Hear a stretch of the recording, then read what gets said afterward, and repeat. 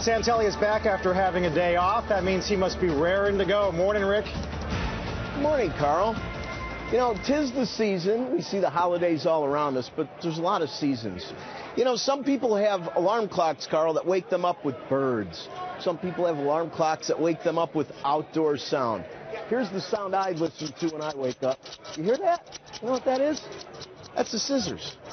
I think that Edward Scissorhands ought to be sent a videotape or CD to every Republican and Democrat and the president so they can learn what cutting is all about, okay? So let me get this straight. You know, if we're going to spend one of these and we're going to try to project how many we spend, if we do this and we cut it up, okay, that's a real spending cut. And that's what we need to do. We need to take Ben Franklin's, and when we're talking trillions, there's a lot of Bens, and we need to cut them. Hear how that sounds? But here's the problem that I see, is that we look at issues, and then we talk about savings, then we go to a camera, and the we being all politicians, and talk about the 10-year savings.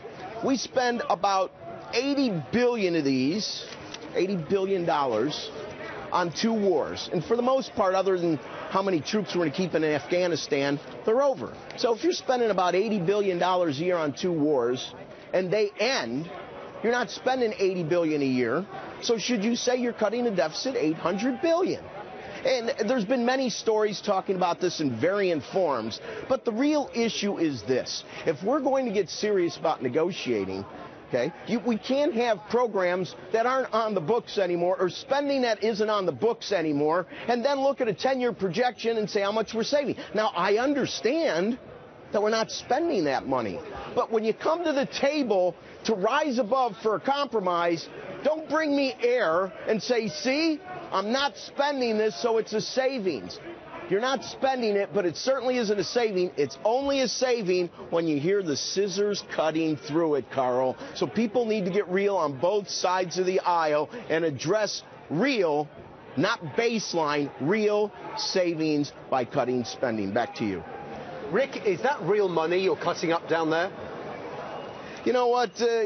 Even though this is one of the last bastions of capitalism, those were not real Benjamin Franklin. Ah, pleased to hear it. So, see, I'm ready for negotiation. You can put me on the team. I just did a lot of cuts that mean nothing. Boy, how much did I save us over 10 years? Thank you, Rick.